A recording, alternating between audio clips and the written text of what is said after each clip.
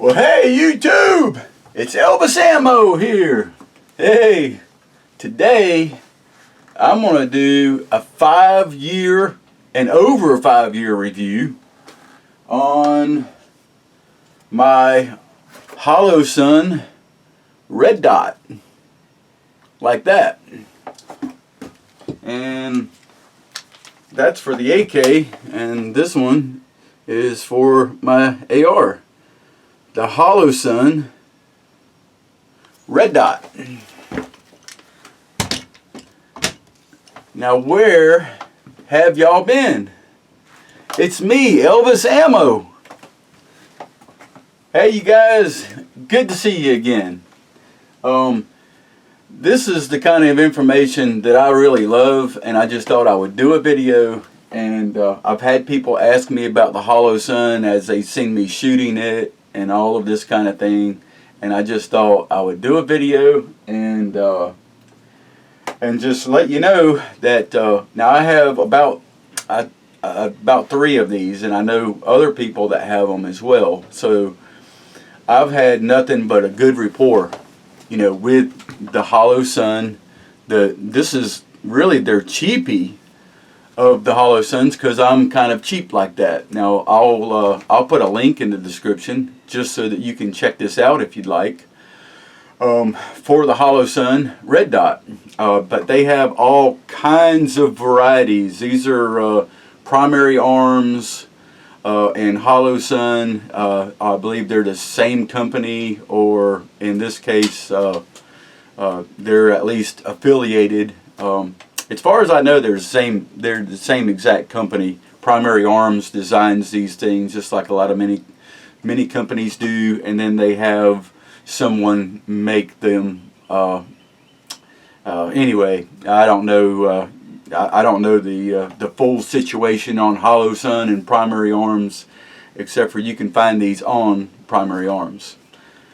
So 5 years, over 5 years, I have never changed the battery in this. It stays on, and as soon as I've never seen it off before, because you can't even sneak up on it. These things are motion sensors, and they come on as soon as you touch them, pretty much. In other words, every time I pick my rifle up, I leave mine on. I know other people that turn theirs off because they're worried about running the battery out for whatever reason, but I have deliberately left mine on just so that I could do a review like this one day. And it's been well over 5 years, I know, and I've never changed the battery in all of my Holosuns. And maybe it's a good idea to do it. Maybe I should do it, you know, every couple of years, or just every year, or, you know, whatever schedule people have. But these things have just, I'll show you. This is my Midwest Industries rail that goes on my AK, and this one, they come, as far as I know, all of these type of micro red dots in Holosun come with a high mount and a low mount. The low mount, like for instance, that you would need with the AK, and the high mount, for instance, like you would need for your AR. And that's another thing. If you're into buying mounts, you can spend a large sum of money. And but I'm just going to show you. I'm going to let you look through this thing. I'm just going to put this black cloth over it so that you can actually see the red dot in there. If I can get it. I love doing this. And just so you'll know, this is somewhere in the middle. And it turns all the way down and all the way up. Really bright. And this probably don't show up as clear as it would be if you're looking through it in the camera, but and this is not an in-depth review on these micro red dots. By now everybody knows a lot about micro red dots and red dot sights in general, because they've been out a long time. So I'm not going to go into depth on this except for to say this is there's the model number on the side. If I can get this to focus in.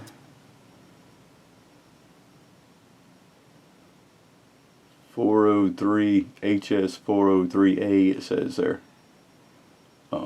And on the box it just says HS 403. If I can get, here it is.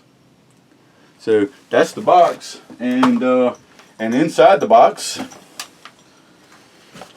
this is not an unboxing review. You get your paperwork and your Allen wrench deal, your torque wrench, torque screw, a cleaning cloth, and a low mount and a high mount, and it even comes with a battery.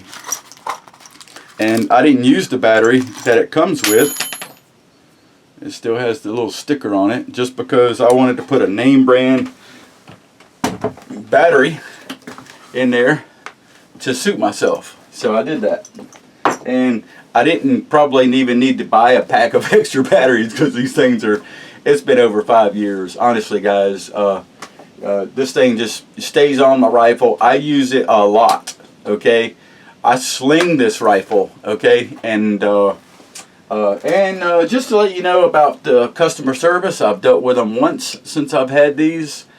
And the reason I dealt with them is because I lost one of these turret caps off my windage side. Right there. So that's for windage. It comes with a little screwdriver on this side of the cap, so that you can adjust it.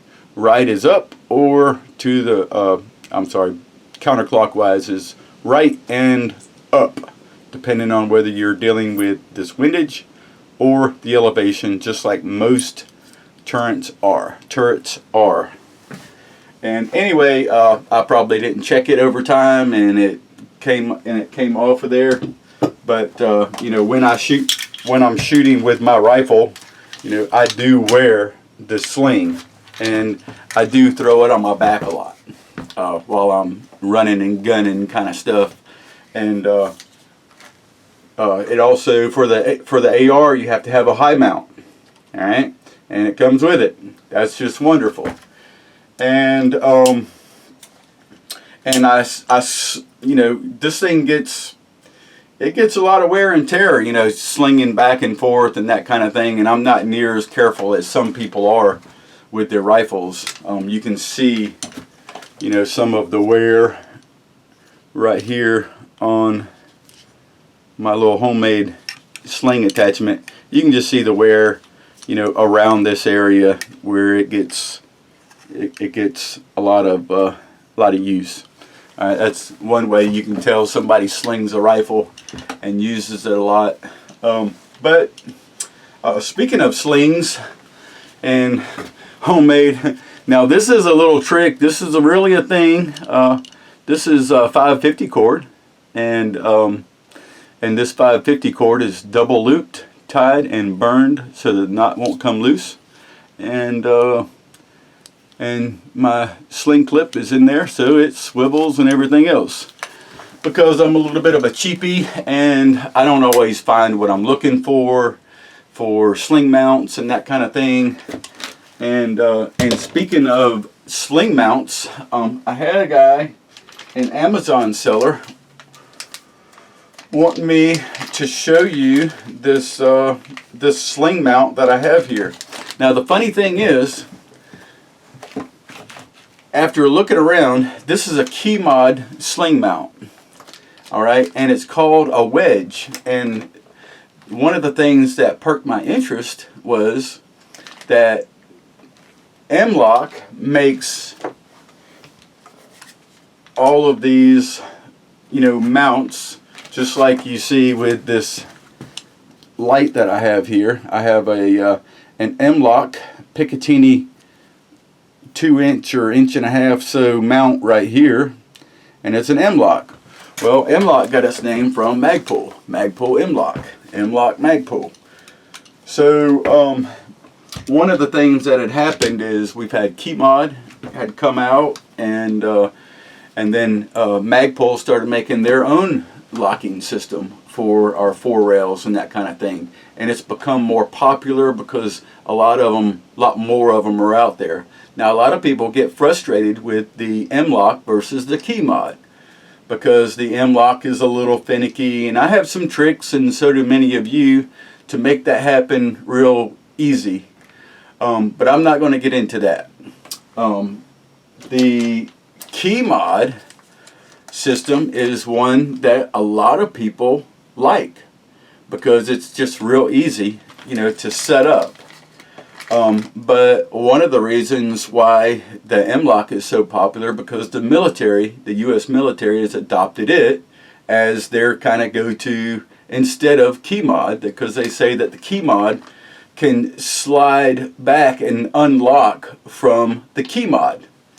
And I'm not going to show you guys what KeyMods and M-locks are because everybody knows what those rails are. But one thing that I found very interesting when this seller wanted me to show this KeyMod is one of the things about the KeyMod was that they could slip and come off. I don't know if any of you have experienced that before, but this KeyMod actually takes care of the problem.